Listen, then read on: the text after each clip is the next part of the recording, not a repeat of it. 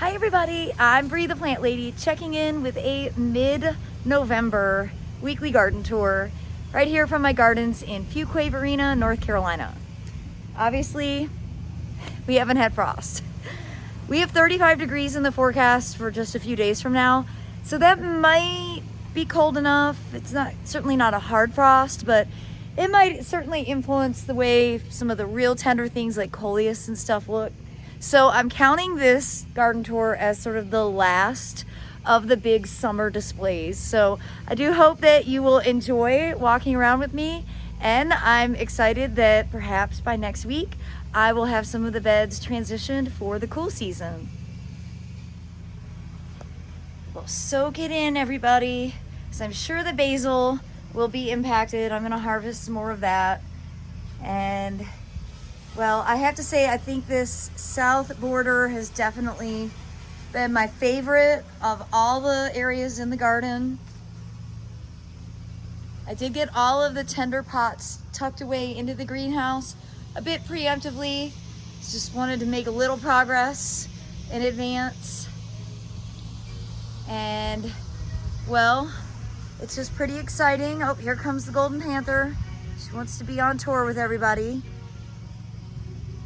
Now I'm seeing other people are harvesting broccoli and cauliflower, and I don't know why none of mine is not doing that at all. Like, I don't even have heads starting. These have been planted a long time. So obviously I have a healthy garden, meaning I have insects that eat my plants. But I was really hoping I was gonna have some broccoli to harvest for Thanksgiving. It does not seem like that is actually going to come to fruition. A little bit frustrating. However, I will have persimmons, and I need to go ahead and harvest these last couple off of Nikita's gift. Go ahead and do that while I'm standing here. And then after frost, all of these should be ready to be eaten. And I actually like to cook my persimmons. So hopefully we do have a bit of a frost this week so I can use these for Thanksgiving.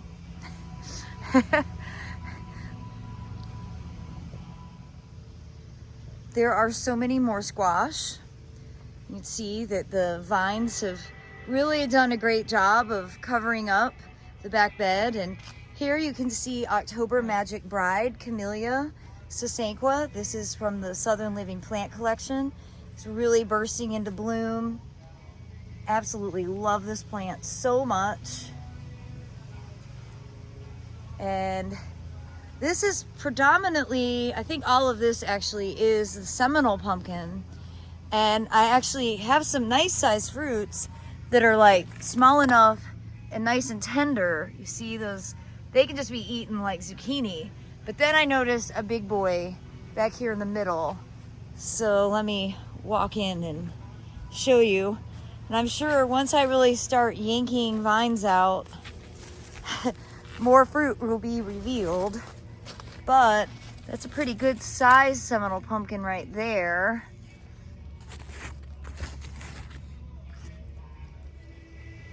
And of course, there's like a whole new layer of stuff growing in the ground plane, good and bad. Let's do a little seedling ID. Chickweed. In my world, I don't like chickweed. So let's yank that out.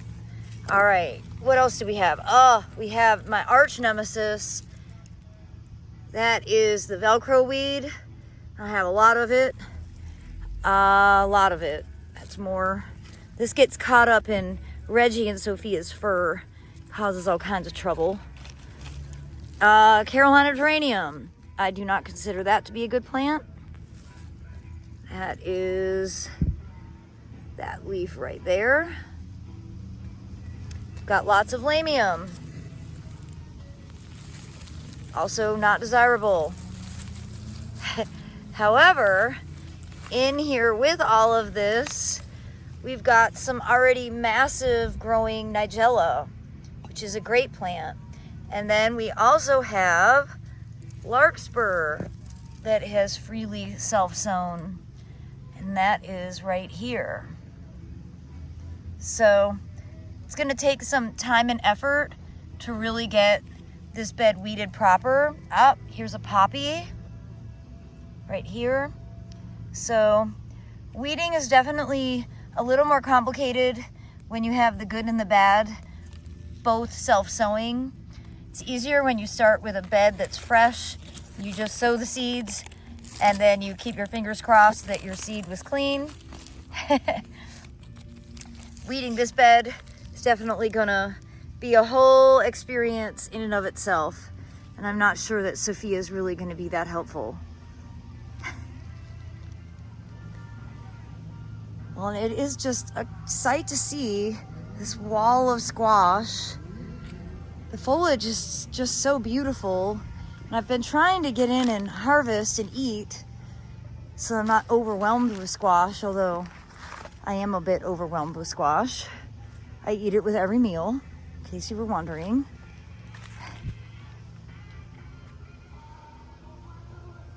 Lots of castor bean seed to harvest here. So it'll be fun the next couple of weeks getting everything cleaned up. And I had to show you, I missed another monster. I don't know how. I guess the foliage just did such a good job covering it, but look at that. So I think that is my fourth, yeah, there's another one. Fourth really big one. Here's another tucked inside here. I guess these are just supposed to be huge. I don't know. I need to look up on the internet the variety. Here's a few more really big ones. An animal's been digging at this, which is fine. They can have it. Let's see. There's a slug on it. But then this is the funniest one. It grew up in the cattle fence panel. So I'm gonna have to like saw it open to get it out of the cattle fence. So there you have it. Some very vigorous squash. And just a quick show of the greenhouse. I did get the succulents and citrus put in here, and so it's actually starting to look like a greenhouse, which is very exciting. It's definitely Sophia's territory. I find her napping in here with great regularity. So my big, really exciting news is I have been working on getting the winter 2025 greenhouse class schedule loaded to my website. So the link is in the description. It's really all thanks to Katie and Cole, who own Shake It Up North Carolina. Amazing bartenders. They came out yesterday, came up with all these super cool class ideas, and that kind of lit the fire, and I've gotten them loaded. I'm working to get the actual event registration also on. Remember, this is not my wheelhouse, so everything on the internet takes me twice as long, but I'm so excited that this dream is becoming realized. I'm looking to work with lots of other educators, art teachers, charcuterie boards. We've got Michelle coming back to teach yoga on February 9th. But our debut class is January 11th from 2 to 4 p.m. right here in the greenhouse. And Katie and Cole will lead an awesome class on perfecting the art of making espresso martinis. So I hope you'll check it out. And if you have any suggestions, I would love to get your feedback. So please just drop me a note. And I hope maybe you'll be able to come out and visit sometime. Well, despite getting a fair amount of rain, the pool is very low, and I keep debating on whether I need to add more water, if I should just let this be the end, because the plan is to remove it and make this one whole big bed, but I can't stand to hear it gurgle like that. So I might fill it one more time. I should just walk away. But wow, this plumbago has not disappointed. It is such a fabulous plant. And, you know, I can't believe that I still have brugmansia flowers this late into November, but here they are. Pretty awesome.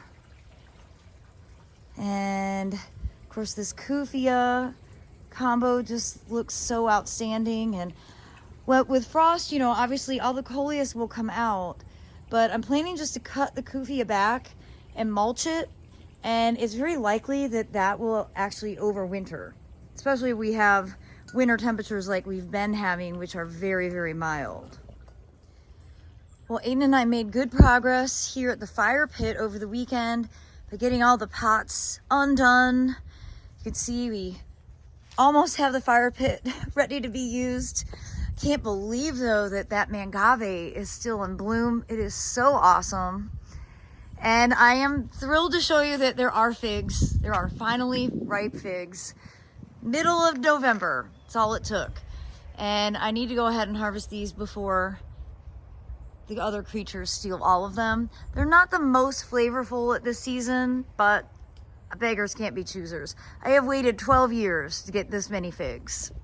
Sounds ridiculous, but it's totally accurate. And just to show you some random produce collections that I need to go ahead and bring inside. Some monster squash, some more squash over there, and then ginger and turmeric that we harvested. And you know, I wanted to show you guys what they look like before I go ahead, and I'm gonna pot some of the turmerics back up. This is a variety called Elena White. I got this from Southern Exposure Seed Exchange. And let's see, here is yellow. I also got this from Southern Exposure. And then this, I believe, is grocery store turmeric. Yes, from Harris Teeter. So, you know, this is basically, you just get a little piece of it from the store, plant it. It takes some time for it to actually start to grow, but it really takes off with the heat of the summer. And then you can end up with a whole bunch of turmeric to be able to eat and then grow more. Here is some ginger that I bought from the grocery store. I imagine what I originally planted was about this size, and you can see how much we got. So really cool, super simple experiment growing these spices. I highly recommend it. If you have any interest, it's really fun and easy. Well, I've got some big old chayote squashes to harvest and an absolute ton of peppers and eggplants. So I'll see how they fare. I think 35 degrees, they aren't gonna turn to mush, but I'll definitely be getting these harvested sooner than later, just because I'd like to get this area cleaned up and, you know, get some stuff replanted for the cool season. I don't need to have as many pots. And of course, there's more turmeric. And the hardy citrus is completely loaded. So there's no way I can use all of it, but I am determined to use some. And I think we're actually gonna use some for the bartending classes. Everybody is gonna learn how to make bitters in some of the classes that we have planned, and some of the bitters are actually gonna come from this tree.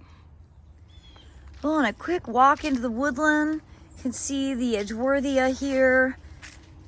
Not quite losing its leaves yet, but the flower buds are definitely well formed. And a lot of camellias in bloom. There's Camellia Brie. Of course, so many tea seedlings. Ugh.